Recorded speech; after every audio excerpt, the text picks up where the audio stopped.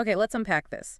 We have been staring at a stack of documents today that proposes something uh, utterly radical. That's putting it mildly. It's a unified, single theory of human suffering, and it's blending the esoteric, Gnosticism with some really hard neuroscience. It is. And they call this synthesis neurognosticism.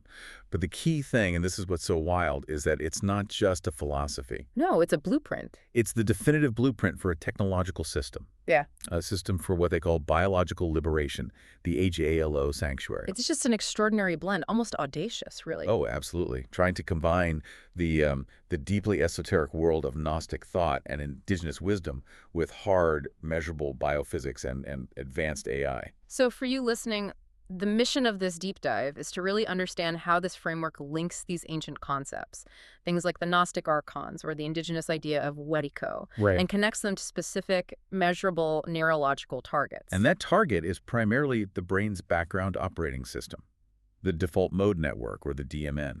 Exactly. And I think that's the core idea hook here, the thing that makes this so compelling.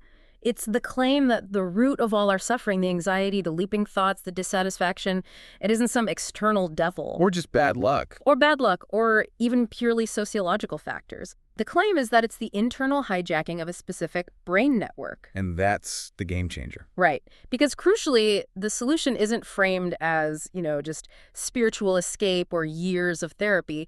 It's framed as the technological and biological reclamation of the human vessel. Which they actually termed the avatar. The avatar, yeah. And that's the whole foundation. The entire framework rests on this one single testable hypothesis. Which is? That the perpetual loop of anxiety, rumination, dissatisfaction, trauma, which different traditions might call samsara or just the loop, is mechanically enforced by the hyperactivity of the DMN. So DMN hyperactivity. Exactly. That self-perpetuating, often negative narrative loop is the modern scientific name for what ancient Gnostics called the archons. Parasitic mental patterns. Yes, or what indigenous traditions called Wetiko. And the conclusion from that is, it's powerful. If the problem is rooted in a mechanical and biological malfunction, then the solution has to address the hardware. The neural hardware and the toxic biology that allows that hyperactivity to just keep going. This forces us to look at consciousness in a totally different way, not as some static thing, but as an oscillating system, a system that can be hijacked and therefore functionally liberated. Right. So let's start with the core diagnosis then, the two primary modes of consciousness that define this system. The neurognostic sources, they define two primary, and this is important, anti-correlated modes of consciousness. Meaning when one is up, the other is down. They can't both be fully active at the same time. And they give them these really evocative, almost mythological names, the daemon and the listener. And that oscillation they talk about. Yeah. That's just the brain constantly shifting its energy focus between these two massive, mutually exclusive neural networks. We're always flipping between the two. Constantly. We're flipping between our internal processing, our self-referential stories, and our external engagement, our present moment sensory awareness. Okay, so let's start with the daemon. Okay, so the daemon is their term for the default mode network, or DMN. Now, its healthy neutral function is absolutely critical. We need it. Yeah, this isn't something we want to get rid of. No, not at all. Right. It's responsible for background processing, memory consolidation, future planning, and this is the big one, creating our self-narrative. The story of me. The story of me. Yeah. It's the part of us that tells us who we are, organizes our history, simulates our future. In its healthy state, the DMN is like a competent, quiet administrator. Just running the software in the background. Exactly. When you're not focused on a specific task, it's just tidying up. It's the neutral servant. And this is the core of the whole diagnosis. That neutral servant is very, very easily corruptible. This is where the hijack state comes in. Yes. The framework calls the hijack state the daemon. The daemon. And that state is characterized by DMN hyperactivity. The administrator has taken over the whole company and become a tyrant.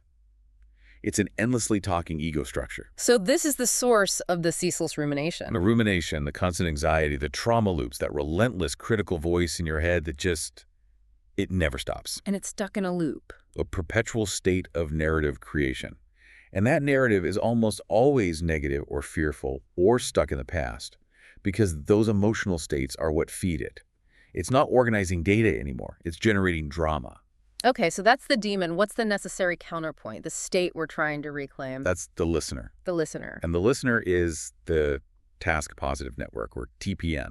Its function is diametrically opposed to the DMN. It's that anti-correlation we mentioned. So when the TPN is on, the DMN is off. Suppressed, yeah. The TPN governs present moment awareness, sensory processing, physical action. It's active when you are completely absorbed in a task. Like a flow state. A flow state, or just watching a sunset, or reacting to something in the immediate world. Yeah. When the TPN is powerfully active, the internal chatter just stops. Right. The experience becomes simple, immediate, and there's no narrative. It's just, I am here now. And the whole problem, according to this framework, is that we have this chronic inability to stay in that TPN state. Yeah. The DMN just seizes control the second our concentration lapses. It's always waiting to jump back in. Okay, so this is where that synthesis gets really powerful. You mentioned the link to ancient wisdom. If the DMN is the neutral demon, what were these old traditions observing when they came up with names like archons or wetiko? What were they trying to describe? They were observing the symptoms, the pervasive infectious symptoms of a mind virus that propagates through and feeds off of the DMN. Okay, so let's take wetiko. That's an indigenous term, right? It's often associated with Algonquian traditions. And it's defined as this mind virus of selfishness, of cannibalism, of predatory consumption. It's the belief that you can only profit or gain by taking from or destroying others. Now connect that to a perpetually hyperactive DMN. Which is only focused on the self. Solely focused on the self-narrative, self-preservation, self-anxiety. You can see the convergence right there. The DMN's function, when it's hijacked, is inherently self-centered, and it's consumptive of your mental and emotional resources. So it isolates you. It isolates the individual and drives them toward resource hoarding, which is the exact behavioral symptom of wetiko. And the Gnostic archons, that's a similar idea. Parasitic mental patterns. Exactly. Or psychic entities. Not physical, but they exist within the mental architecture, and they specifically hijack the operating system. And their goal is to stop you from what? They don't want you to achieve gnosis, which is just direct experiential truth or connection to your divine nature, because that connection quiets the DMN. Ah, so the DMN quiets. The archon starves. So they maintain the loop by creating informational smog and emotional static. They keep the noise going. This implies that the fuel they're consuming isn't just a metaphor. The documents mention the concept of louche. What's the mechanical link there? This is one of the most provocative parts of the whole framework. They define louche not as some mystical energy, but as the physical byproducts of chronic stress. So cortisol, adrenaline. Cortisol, adrenaline, and their metabolites. That's the fuel. The voice, that ceaseless internal narrative, it feeds on negative emotion, because the narrative generates the chemistry it needs to survive. The adrenaline-cortisol feedback loop is literally the fuel. It is. If you're calm, present, content, your TPN is active, your brain chemistry stabilizes. The voice has nothing to organize, nothing to fret over, and crucially, no metabolic fuel to sustain its hyperactivity. So it has to create problems. It must create problems. To ensure its continued activity, the voice has to constantly loop trauma, amplify anxiety, rehearse potential future failures, all to generate the stress hormones it needs to stay active and maintain its own false existence. So the archons, or the wetiko, they aren't some external force attacking the mind. They're the logic of the self-perpetuating brain malfunction itself, actively manufacturing stress to justify its own presence. That completely reframes trauma. It does. And what allows this parasitic logic to take root and thrive? The key operator here, the real culprit in the malfunction, is the salience network. Which the framework calls the switch. The switch. Its original job is actually very sophisticated.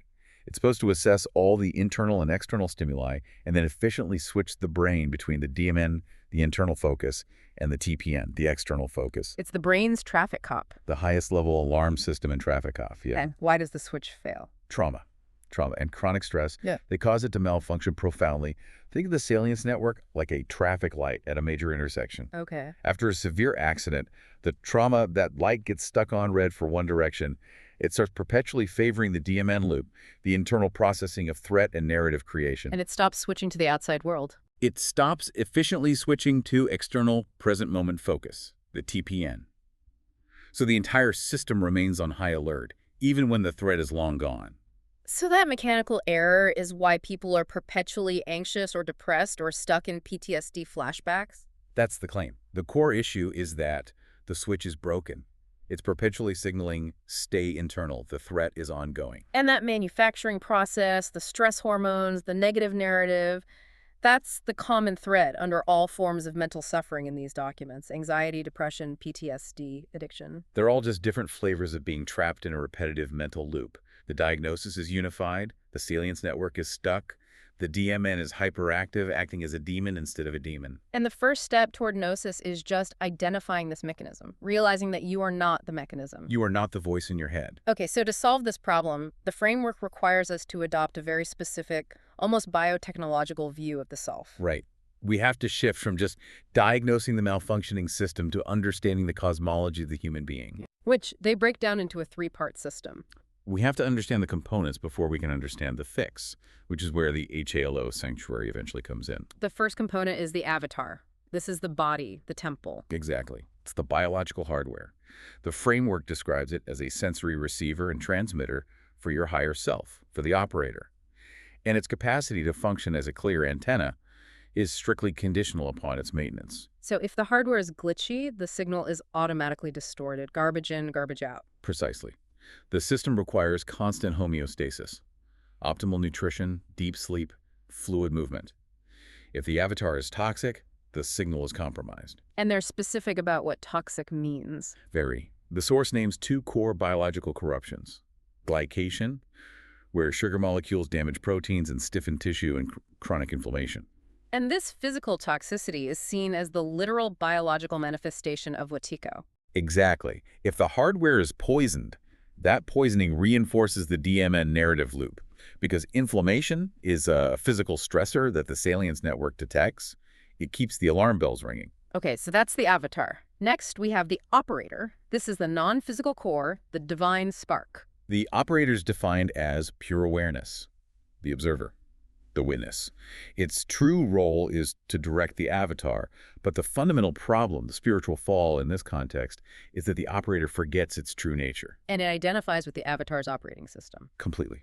It identifies with the malfunctioning operating system, which is the voice, the hijacked DMN. So it's pure, clear awareness mistaking itself for its own background noise. A skilled pilot believing they are the malfunctioning autopilot. That moment of identification is the moment the Archon gains control. And finally, bridging the two, we have the interface, the biofield. This is the electromagnetic field generated primarily by the heart and the brain.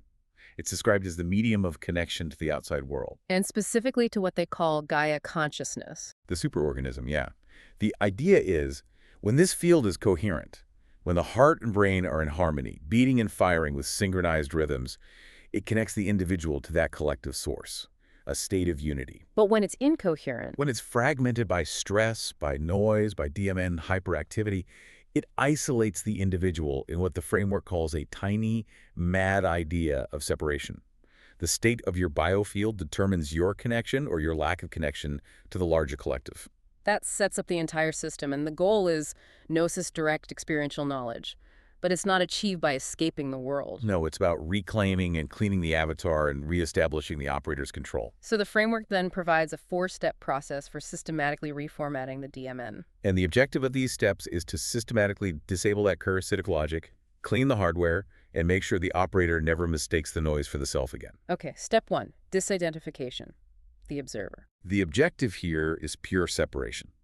The operator has to forcefully delineate between you, the listener, the awareness, and it, the voice, the archonic loop. And this is done through practice. Deliberate practice. They suggest mantras like, I am not this thought. I am the awareness of this thought. The moment you witness the thought without judging it, reacting to it, or identifying with it, you starve it. You cut its fuel supply. And the initial HALO technologies, the early headsets, they were precursors designed to mechanically assist this switch, to give the operator a starting point to feel that separation. Okay, that seems like a purely mental exercise, but the next step moves really quickly from that mental separation to physical grounding, somatic regulation, the safety container. This step is so crucial. The framework understands you cannot simply think the voice into silence if your body is screaming an alarm. Right, you have to calm the underlying physiology first. The physiology that fuels the narrative. And this relies heavily on polyvagal theory. The aim is to activate the ventral vagal complex, which is the part of the vagus nerve responsible for feeling safe. Yes, it's the newest, highest level branch. It governs social engagement and safety. The sympathetic system is active defense, fight, or flight. The old dorsal vagal system is total shutdown, freeze, collapse. But the ventral vagal is active safety. Active safety. And when it's active, it sends a powerful signal to your brainstem that the external threat is over. The body can finally leave its defensive, energy-intensive state. And that biological signal of safety is what really silences the rumination. The DMN cannot generate coherent, fearful loops if the body is physiologically convinced it is safe. Building this safety container in the body is non-negotiable for any deeper work. Then step 3 addresses the physical corruption directly. Metabolic correction, temple restoration. Back to the inflammation and glycation, the physical wetiko. Correct. The core premise is that the body must be repaired and purified to hold a high-frequency state of gnosis. It has to be able to handle the energy. It has to. If the body is riddled with inflammation, systemic toxicity, metabolic dysfunction, it will inevitably generate neurological static and drag your consciousness back down into stress loops. So this is about actively removing those inflammatory markers. Removing things like high circulating cytokines, correcting profound metabolic systems. This is why the HALO sanctuary later incorporates these intense methods like high-dose IV nutrients and systemic photobiomodulation. They are literally rebuilding the temple so it can physically hold the light. So the high standard of purity needed in step 3 is what necessitates the radical controlled environment of the sanctuary. It's not just a nice add-on. It's a required physical prerequisite. You cannot expect a spiritual breakthrough to hold if the hardware is degrading and constantly sending false distress signals. And finally, step 4, reintegration, the demon restored. This is the crucial outcome. The DMN is not destroyed, it is reformatted. It's reintegrated. It stops being the demon master and it returns to its original neutral function as a background helper. The demon. The demon. The operator is now firmly in charge, using the avatar, the body-mind system, to create, to love, to serve, without being trapped in that internal narrative. And that cycle of purification and realignment is the path to gnosis. And it allows the individual, now a coherent node with a clean biofield, to contribute to what they call the greater body of Christ, their term for a collective awakened humanity, by ceasing to transmit the wetiko virus of fear and separation to others. Okay, so the neurognostic philosophy provides the software logic we just went through.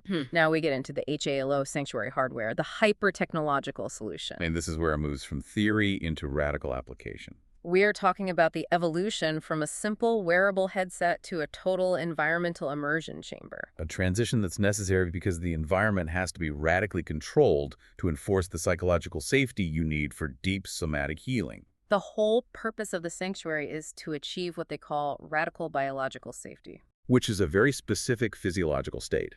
It's where 100% of the energy normally consumed by your autonomic nervous system for defense, the sympathetic fight or flight, is forcibly shifted to repair. The parasympathetic rest and digest. Exactly. It's a technological womb. It's designed to make defense utterly unnecessary. So it's a crucible where the environment is so controlled, so devoid of threat, that the body has no choice but to drop its defenses and start repairing itself. That's the design philosophy. The mechanical enforcement of safety is designed to silence the demon of trauma loops, allowing the biological self-repair mechanisms to finally gain traction. Okay, let's start at the top. Layer 1, the neurological shield. This targets the DMN-TPN switch at the neuro level. This is the top-down approach. The hardware is a deeply modified Muse-S headset for high-fidelity EEG monitoring. So it's reading your brain waves in real time? In real time, yes. Yeah. And it's integrating with TVNS, which is transcutaneous vagus nerve stimulation hardware, and specialized bone conduction audio transducers. So what's its function? What does it do with that data? It's all about immediate AI-driven intervention. The EEG is continuously scanning for deviations from the targeted calm state.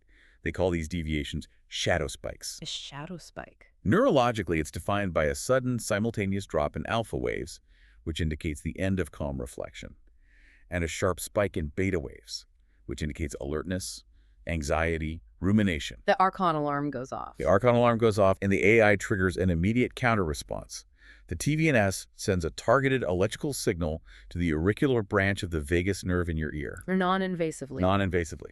And this electrical stimulation sends a massive signal directly to the brainstem, bypassing the narrative mind, and essentially forcing parasympathetic engagement. It's a biological circuit breaker. Instantly down-regulating the panic response and forcing the salience network to drop its internal alert status. And the audio element, you said it forces synchronization. Yes. The bilateral stimulation is key to breaking that archonic loop. The bone conduction audio delivers these alternating rhythmic pulses or tones that ping-pong across the hemispheres, along with haptic vibrations. So it's forcing the two sides of the brain to talk to each other? To synchronize. The DMN's rumination often operates like this monolithic, single-track narrative. By forcing cross-hemispheric attention, you physically interrupt that singular repetitive loop. The physical force of the combined electrical and auditory signal just overrides the stuck salience network. It's a hard reset. Okay, that brings us to the environmental shell, layer 2. The environmental sarcophagus. This sounds intense, total sensory quieting. It is intense. To achieve radical safety, you have to surgically remove all external inputs the brain could possibly interpret as a threat or a distraction. So the user is housed in a dry flotation bed. Within a Faraday cage enclosure, it is isolation amplified. Let's break that down, the dry flotation bed. It simulates zero gravity. Right. This achieves what they call proprioceptive unloading. We rarely think about the massive cognitive load of gravity. Right, our brain is constantly working just to keep us upright. An enormous amount of task-positive network resources energy that could be used for healing is spent constantly calculating posture, balance, fine motor adjustments. By removing that demand, the TPN resources are freed up for deeper internal repair work, or just for maintaining a calm state. So you're eliminating the continuous background processing required just to exist in a 1G environment. Exactly. Then you have the sensory quieting, total acoustic and visual isolation. This removes the immediate external threat triggers that keep the salience network guessing. And then crucially, there's the Faraday cage. The copper mesh enclosure. Which provides absolute RF shielding. They call this blocking the Archon static. The Archon static. So they're suggesting that external electromagnetic frequencies are part of the problem. The framework operates under the assumption that external EMF, ambient radio interference, it all contributes significantly to the underlying electrical noise and incoherence of the brain's biofield. Making it harder to break the DMN loops. And easier to reactivate trauma. The goal is silence. Physical silence and electromagnetic silence to reveal the internal demon clearly and give the brain an optimal, clean operating baseline. Okay, we've established the neural controls in layer 1 and the control environment in layer 2. Now we have to address the condition of the hardware, the body itself. Layer 3, the metabolic matrix. This aligns perfectly with that metabolic correction concept we talked about, fighting the body parasite of glycation and inflammation. And this layer targets the cellular fuel system directly. It does. The core hardware here is a sophisticated high-power LED array canopy that emits light at very specific therapeutic wavelengths. Red light therapy, basically. On a massive scale. Yeah. Specifically, 660 nanometer red and 850 nanometer near infrared, or NIR. This is the photobiomodulation layer, PBM, and it's applied systemically across the entire avatar. And what's it doing on a cellular level? Its function is fundamentally mitochondrial. It's addressing the energy deficit caused by chronic stress. It targets a specific enzyme inside your mitochondria called cytochrome C oxidase. It's the final enzyme in the cell's energy creation process. The 660 and 850 millimeter light photons get absorbed by this enzyme, and it dramatically boosts its efficiency. The result is a massive surge in ATP production. The primary cellular energy currency. Why is that energy surplus so critical for achieving gnosis? Because the process of living with chronic trauma and DMN hyperactivity is incredibly energy intensive. It's exhausting. In the process of healing trauma processing, neuroplasticity, maintain that clean, high-frequency state, it requires a massive energy surplus that a chronically stressed, inflamed body often just cannot provide. So PBM provides that immediate energy surplus. So the brain can undertake the necessary repair work. And at the same time, this boosted cellular function results in the systemic reduction of inflammatory signaling molecules, the cytokines. So you're literally reducing the physical manifestation of wetiko in the body. At the biological marker level, yes. And there's another effect. PBM also promotes nitric oxide release. Which is a vasodilator. A potent one. It widens blood vessels, dramatically improving systemic circulation and cerebral blood flow. Better circulation means better nutrient and oxygen delivery. It's making the avatar vessel highly conductive and efficient, enabling deep cellular repair. Okay, so if the body is the antenna, as the framework claims, how does the sanctuary fine-tune it beyond light and chemistry? This brings us to layer 4, the vibrational alignment, cymatics. This is a direct physical intervention via resonance. The hardware consists of specialized low-frequency vibroacoustic transducers. So, speakers, essentially. Advanced speakers, yeah. Embedded directly into the dry flotation frame, vibrating the user in a very precise range, typically 30 to 120 hertz. And this serves two purposes. Two main powerful purposes. First, it acts as physical vagus stimulation from the bottom up, while the TVNS stimulates the vagus nerve electrically at the ear. This does it with vibration. These strong, low-frequency vibrations physically resonate the entire chest cavity and abdomen where the vagus nerve runs. It's a powerful, non-narrative way to signal the nervous system deep in the viscera, you are safe, defense is unnecessary, repair is underway. A full-body, non-electrical vagus massage. And the second purpose? The second purpose is direct influence on brain states, brainwave entrainment. Okay. The physical vibration frequencies are meticulously matched to the binaural beats delivered through the headset. This helps guide the brain down from that high-stress beta state. So you can induce specific states? You can induce theta, 4-8 hertz, or delta, 0.5 to 4 hertz. Theta is associated with deep learning, memory consolidation, trauma processing. Delta is essential for that restorative, dreamless sleep required for reconsolidating neural pathways. The body is literally being sung and vibrated into a state of deep coherence and rest. Okay, moving to layer 5, the electromagnetic field, PEMF. This is where we return to that idea of the Gaia connection and cellular recharging. This layer is all about restoring the coherence of the interface, the biofield.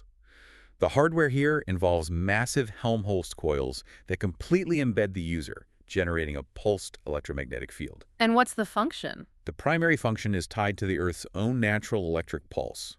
They deliberately pulse the PEMF at 7.83 hertz. The Schumann resonance. The Schumann resonance, the fundamental frequency of the Earth's electromagnetic cavity.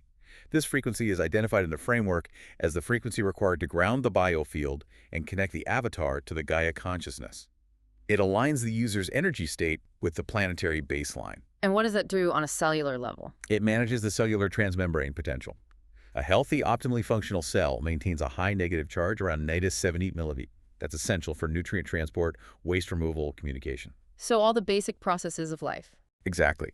Chronic stress, inflammation, toxicity, it all drops this potential. The cell becomes inefficient, leaky, inflamed. PEMF helps restore this voltage.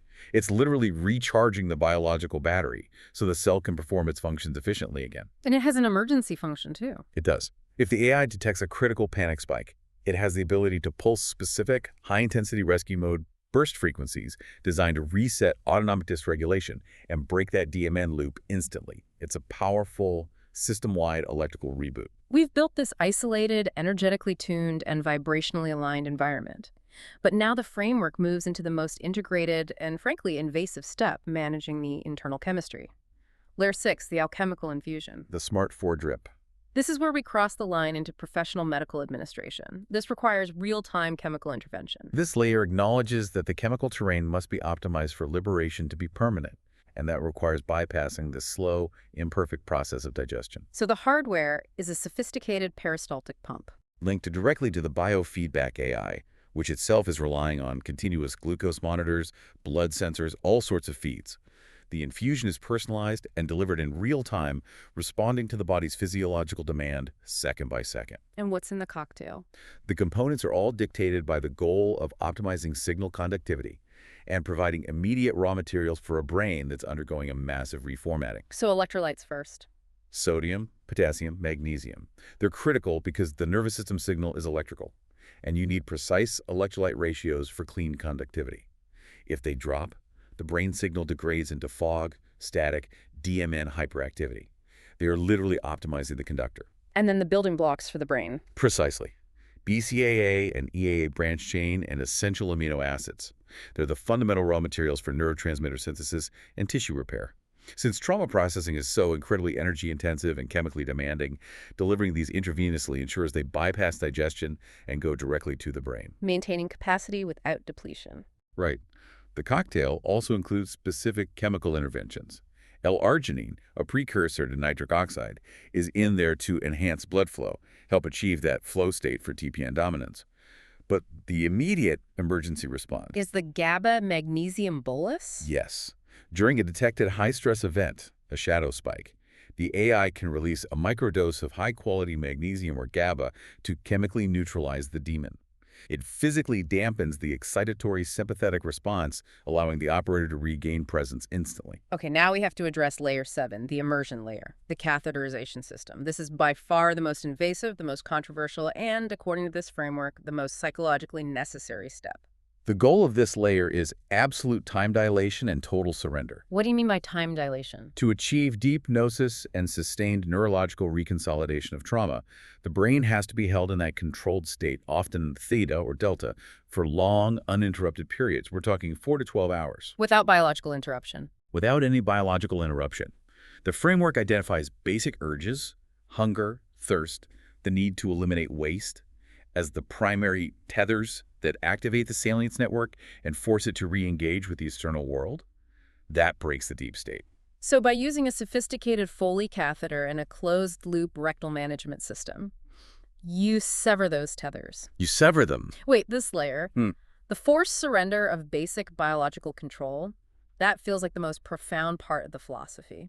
It suggests our need for control, even over our most fundamental private body functions, is the final barrier. That is the core neurognostic purpose of this invasion, to enforce total surrender.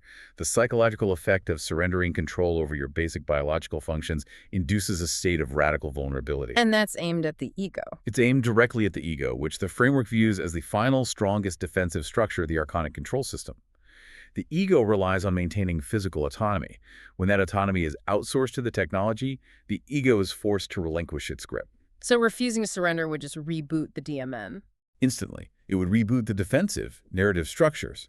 By surrendering these functions, the archonic structure is effectively starved of its final source of self-justifying power, which allows the true operator to finally surface. It's an extreme measure for an extreme outcome. And as you said, this layer, along with the I of I, requires a massive medical disclaimer. Absolutely. Those sources are emphatic about this. Layer 6, 7, and the next one, Layer 9, are invasive medical procedures.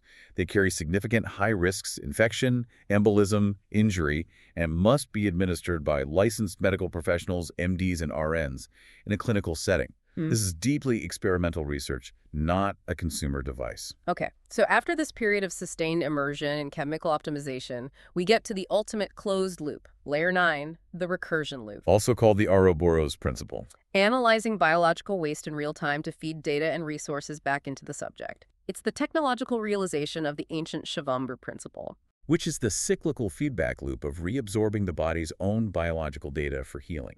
This is the culmination of the system's ability to learn and adapt. It turns what society views as disgusting waste into gold data for biological optimization. So the catheter feeds into what? A highly advanced real-time mass spectrometry and flow cytometry unit. This unit analyzes the urine, which the framework calls ultra-filtered blood plasma, for dozens of high-fidelity biomarkers in milliseconds. And this analysis provides real-time feedback loops. 3 critical ones. First, immune mirroring. The system detects excreted antibodies, specific cytokines, unique immune factors that the body is currently fighting. And then what? It then synthesizes or isolates these factors and reintroduces them in microdoses via the IV line. It acts as an autologous vaccine. It signals the body's immune system, this is the precise chemical signature of the threat we are fighting, produce more of these specific weapons. It uses the body's own refined intelligence against the biological wetigo. An informational feedback loop that upgrades the immune system in real time. Wow, exactly. Second is metabolic feedback. If the mass spectrometer detects high levels of cortisol metabolites, or specific adrenal hormone breakdown products in the waste, the AI knows a stress event is happening. It confirms a physiological stress event, a shadow spike, even before the EEG detects the brainwave shift. And this immediately triggers prophylactic, system-wide calm protocols. It might increase the magnesium dose in the IV, shift the PEMF bed to deep delta frequencies, immediately downregulating the HPA axis. And the third feedback loop. This is the most futuristic claim. Stem cell reclamation. Urine naturally contains renal progenitor cells, a type of stem cell. The system is specified to isolate, centrifuge, and purify these stem cells within the loop, and reintroduce them into the bloodstream via the IV. Creating a regenerative loop using the body's own discarded potential to repair tissue and sustain the purified avatar. That is an incredible level of instantaneous biological surveillance and intervention. Let's bring it all together. Let's walk through the closed-loop AI logic, the shadow spike protocol, to see how these 9 layers coordinate in a crisis. Okay. So a traumatic memory or a panic attack begins. The system has multiple redundant detection methods, and it intervenes instantly across all layers. The detection first. The crisis is confirmed by a combination of sensory inputs. Layer 1, the EEG, shows the alpha drop and beta spike. Biometric sensors show the heart rate variability, the HRV crashing, which indicates a profound vagal tone collapse, the GSR galvanic skin response spikes. And Layer 9 provides the biological confirmation. Layer 9 analysis detects high cortisol metabolites in the waste stream. That's the undeniable proof of the internal stress event. The moment the system detects that cluster signals, what is the rapid multi-layer intervention sequence? Immediate neurological overdrive from Layer 1. The HELO headset triggers max TVNS and loud, alternating bilateral audio. That's the top-down attempt to break the neural loop electrically and auditorily. And at the same time, Systemic chemical stabilization from Layer 6. The IV pump delivers an immediate bolus of magnesium and glucose. Magnesium chemically dampens the sympathetic response. and then the environment itself shifts. Environmental and vibrational reset, Layers 3, 4, and 5. The high-density LEDs in Layer 3 shift their pulsation rate to a slow, deliberate breath-pacing rhythm. The vibroacoustic bed, Layer 4, drops to a powerful 40 Hz gamma frequency, a frequency linked to active insight to aggressively break that rumination loop. And the PEMF, Layer 5, pulses a sudden rescue burst to electrically reset autonomic dysregulation. It's a total simultaneous attack on the neurological, metabolic, vibrational, and chemical state, all coordinating within milliseconds to neutralize the demon and forcefully reinforce the listener. And the final critical step is that the recursion loop, Layer 9, logs the precise chemical signature of that cortisol spike. That data informs future prophylactic dosing and protocol adjustments. So the system learns the subject's trauma signature. The entire closed-loop system acts as a mechanical external will, forcing the body into a state of repair that its own traumatized salience network is preventing it from reaching on its own. #outro. So what does this all mean? The neurognostic framework seems to be suggesting that in our current hyper-stressed environment, the DMN has become chronically hijacked. The biological body is just too stressed, too wekiko, to perform its own repair functions. And so the HALO sanctuary is essentially, it's building an external mechanical organ that performs those essential regulation, purification, and repair functions on behalf of the traumatized avatar. The core takeaway seems to be the scaling of this idea. The technological solution is extreme because the sickness is systemic. It is. Yeah. And it scales up. Individual homeostasis is required for collective awakening.